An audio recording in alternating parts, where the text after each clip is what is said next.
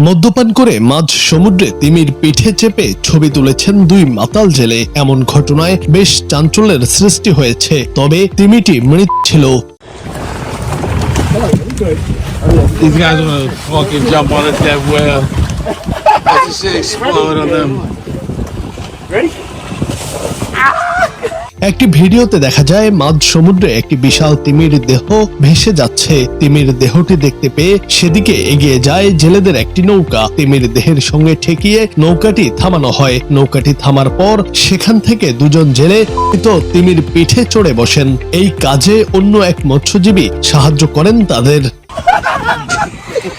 That's my dog! We got a fucking whale! Yo, leave us and come back. Yeah. এরপর তারা অদ্ভুত কায়দায় ছবি তোলেন তিমিটির পিঠে বসে। দাবি করা হয়েছে ওই দুই মৎস্যজীবী মদ্যপ ছিলেন। ইতিমধ্যেই বহু মানুষ দেখেছেন সেই ভিডিও। এই ঘটনায় কড়া প্রতিক্রিয়া জানিয়েছেন নেটিজেনরা। ওই দুই মৎস্যজীবীকে অসংবেদনশীল তকমা দিয়েছেন অনেকে। Leave us and come This is back. gangster. I'll see you guys never. Bye. এদিকে নেটিজেনদের একাংশ বন্য প্রাণীর নিরাপত্তা এবং সম্মান নিয়েও উদ্বেগ প্রকাশ করেছেন। জুনায়েদ আহমেদ, বাংলা টিভি।